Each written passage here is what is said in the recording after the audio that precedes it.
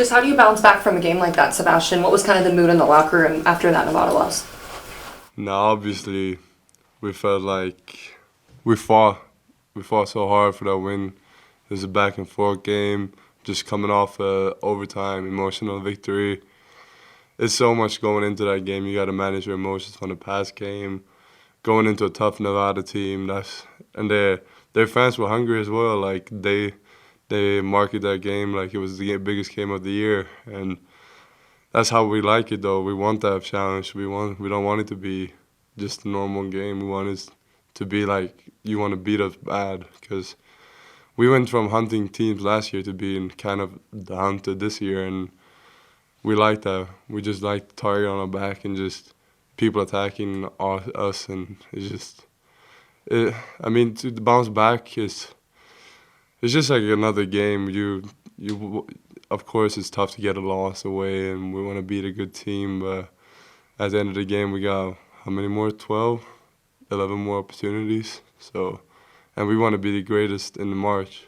What was the emotion after the game? Were you angry? Were you shocked? Were you disappointed? Was it all the above? Like, what was the overriding sentiment in the locker room, the way that it went down? It was kind of a mixture between all of them. Like, we was like, we left something on the board. We could have done more.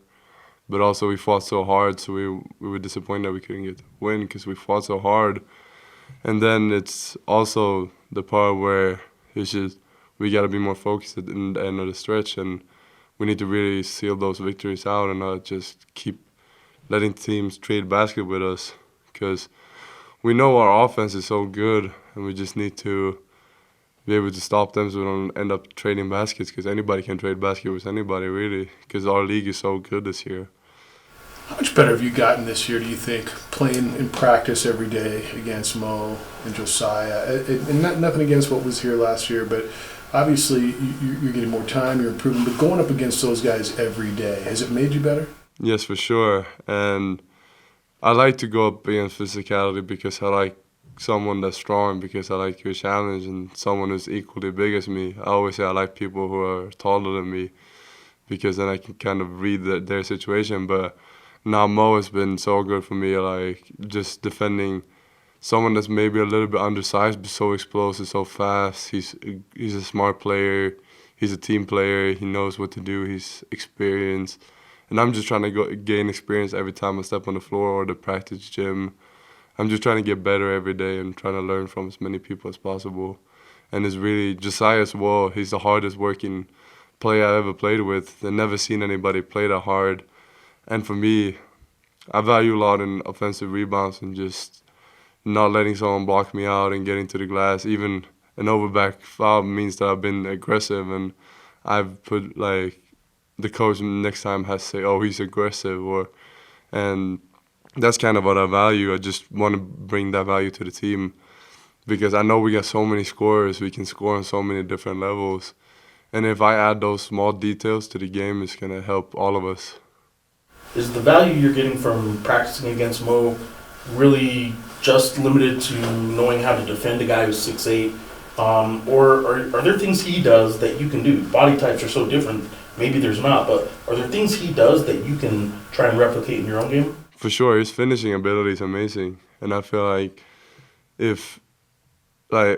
I know I need to get better down low, I need to get better in the post, because I am 7 foot at the end, but where I'm from and the style we played in my past teams and how I was taught was not to be in the post. And so I'm kind of learning as we go on, and with all playing against a player like Mo and learning from a player like Mo is amazing, because he's a low post threat. He's so good down there, and not only scoring, he can pass to the other big, he can play with the other big, and I just learn from him and trying to take as much things to being dominant from him. And just next year, hopefully, when I work that hard in the off season, I'm gonna have hopefully a breakout year like that too. Is Mo's skill set in the post more footwork, more strength? I know he's one of the strongest players on the team, obviously, but like, is it just about that strength, or how much of it is the footwork? And what's the percentage, I guess? I would say it's I would almost say 65-45. Like, his footwork is really, really good. Like, the way he spins off a defender, he drop steps, kind of puts his foot in the perfect place. Even the composure. There's a clip against Nevada from last game where he's just standing, waiting for the guy, and then he jumps up between them, just looking for that perfect timing to go up. And that's a hard ability to learn, just that composure and know when to go up and not. That's something you got to teach. It's probably only so much you can do with strength without just fouling people. Exactly, yeah. So, No, There were a few games there, Sebastian, where Barima was getting some important minutes off the bench. You weren't playing as much there. But now recently, last couple of games, it's been your turn. And I guess, do you guys talk, first of all, about that? And how do you both stay ready? Because you're never sure when your number's going to be called, but you guys have been important when you've been needed. Of course, we value all of our minutes so much, and I always support Brima when he's in the game. Like, I always tell him, do this. I try to be an extra coach on the bench when he's on the bench with me before he goes in. I'm like, oh, this guy does that. The scouting report, try to remember every player so I can help them. And also when I'm playing, he's be like, okay, go in there. You know what you can do. Just don't let your guys score. But we just talk to each other the whole game. And when I do something good, he gives me props. When he does something good, I hype him up. And I just think that's our brotherhood, me and Brima, from coming here at the same time and just experiencing everything together. It's just brought us so close, and like we're like a brotherhood, him and me. Do you know going into the game whose turn it is? No, but I mean, you have to be ready when your name is called, and it can be at any time in the game because foul trouble can happen to anybody, and you have to be ready. And so we just wait for a number to get called, and if it gets called, we have to give it all. But no, it's not like a guessing game, but I hope we go into every game thinking that we're gonna play for sure. So you guys are halfway through the conference. Actually, after this game, you'll be halfway through. How are you feeling confidence-wise, just mentally, physically, with where this team's at right now?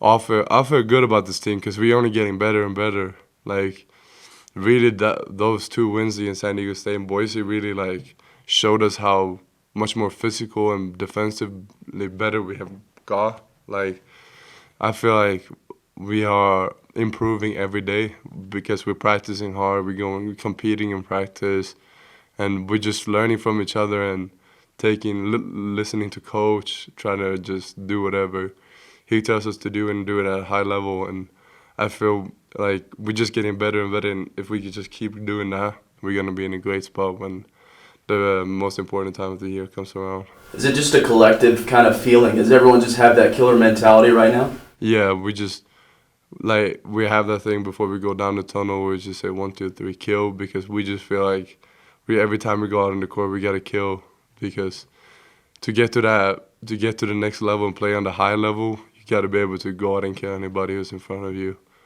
And I just feel like we have that mentality, and it's amazing this year. I feel like a couple of times here recently, you've received some passes that maybe even earlier this year, and certainly last year, might have been passes that were a little too hot to handle. Yeah. But you caught one on the break, on the dead sprint, a really good pass, and dunked it on the run. And I can remember a pocket pass and a couple other things. And it's like, have you worked on your hands? Is that something that you can practice? It feels like it's developing, and you're getting better at that. I feel when I was in high school, I remember my coach was reading my recruiting table, and one of my greatest strengths was my hand because I played handball. But I think it was just one of those mental things, because you get used to one thing so much and then your brain just get, like, I don't want to criticize anybody for last year because we were going through a new rebuilding phase, but I wasn't really getting touches, and that kind of affects you mentally. And when you're not used to getting a pass, you're not really ready for it at all times. And I feel like that was just more of a mental thing. And I feel like as we get better, as I practice more, as I work out more, I get more confident, and then I just kind of get back to those abilities. But yeah, for sure, I had a long stretch there where my hands weren't that good, and I can only blame myself for it because it's only in my head, and I just got to go out and do whatever I got to do when I'm on the court. and I can't be thinking too much. Let me follow up, because is it part of it how good the Lobo guards are, and sometimes the passes, they're making passes other guys don't make? Yeah, exactly. It's one of those passes where you're like, oh, he's too wide open to pass this away. Like, I would take that shot too. And then all of a sudden, that big helps up, and you're wide open, and they pass it, and you're like, oh, there comes the pass, and you just have to be ready at all times. But now these Lobo guards are different. I've never, like, Donnie's an amazing passer. As a freshman, he can do those things as a point guard. It's hard to be a point guard at this level. We got some really good guards in this league, and he's stepping up big time. And Mash and House, obviously, I don't have to talk too much about them. You know what they can do, and no, it's amazing playing with these players. Thank you. Thank you guys so much for today.